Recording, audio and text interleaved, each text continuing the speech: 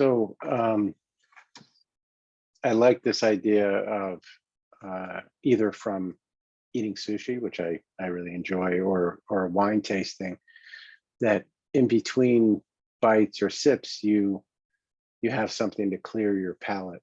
So, with sushi, you might have some ginger, pickled ginger in between bites as a way of sort of clearing your palate. And in wine tasting, sometimes you might have a cracker or, a little bite of food to clear your palate, and then try a different wine.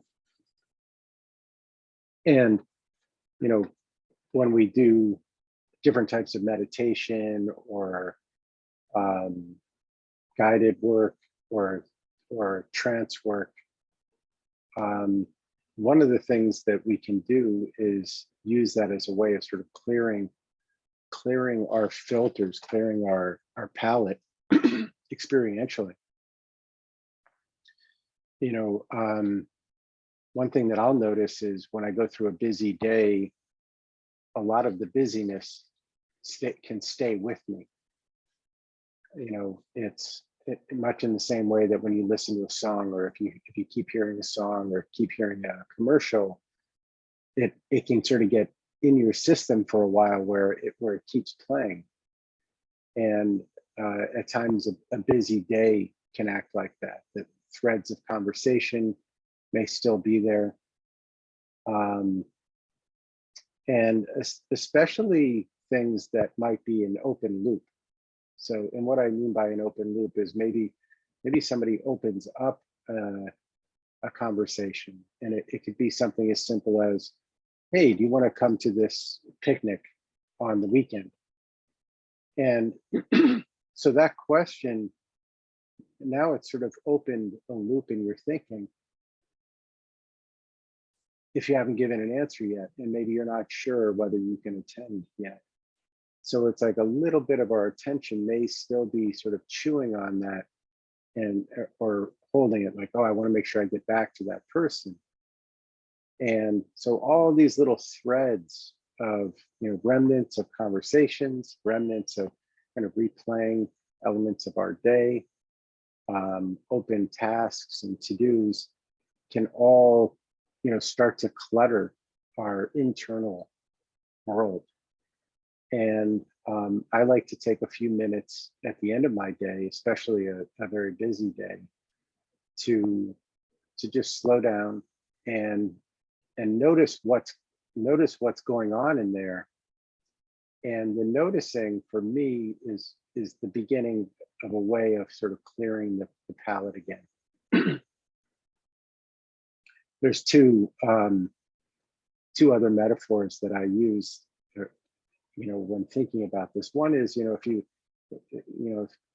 get into a car and the windshield is very dirty, you might turn on your windshield wipers to gradually just wipe away whatever was on the windshield, so you can really see it. And I always enjoyed, going to the car wash, and just how clear it is suddenly that you can, it's like you can see so much more than you thought, because we actually can become acclimated to this little degree of haze.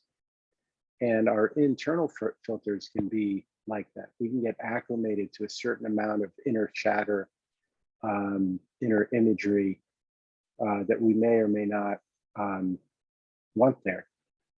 So for me, the process of noticing what is there is is one way of beginning to take out a cloth and wipe off that windshield.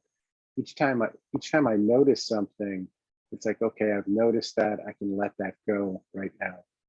And if they're open loops, I might jot them down on my to-do list so that I don't have to carry them consciously in the back of my mind. So I want to do whatever I can to close all the loops from the day. When the workday is done, make sure that everything is handled, or that I've scheduled anything that's still pending, so that I don't have to think about it at night. I can just, really let go and be in the moment. Another way that I think of it, if I'm very caught up in the drama of whatever I've been going through, instead of thinking about the windshield, I like to think of, that everything that happened during the day was just on a film set, and that now it's time to pause, and all the actors are going home for the evening, and they're going to go home. Everyone's going to go home and rest and do whatever they need to do, and then they can come back and jump into character again tomorrow. So I sort of give my unconscious mind permission to just sort of sign out for the evening, so that I can, first of all, enjoy my evening, and especially when I'm sleeping, that I can rest fully and not continue to chew over things. The guy Josh Waitzkin, who was he's the guy that was in the movie Searching for Bobby Fischer, was based on him.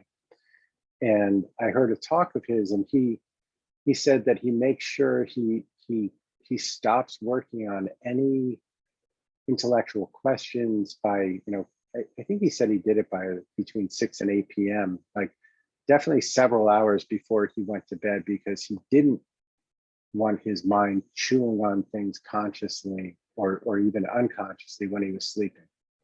That doesn't mean, like, sometimes we wake up with a solution, but for me, that's a very different quality than when something is sort of churning in my thinking during the evening.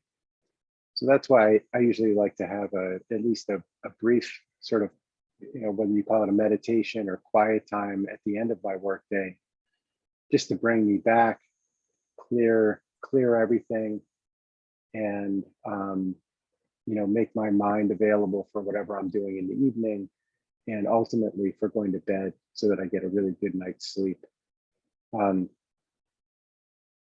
So again, for me, the process looks like I just sit down, calm down for a minute, slow down, and then I go through a process of just noticing what is it that's still churning in my mind, and what you want to do is just notice the thing and release it. And if there are any open loops that need attention, jot them down, capture them somewhere, so that you can sort of release them, at least for the evening, and then make an agreement with yourself that you'll pick them up again in the morning, when you're ready for another work day. So that's the process of sort of mentally palate cleansing, so that you can be available for whatever it is that you want to do.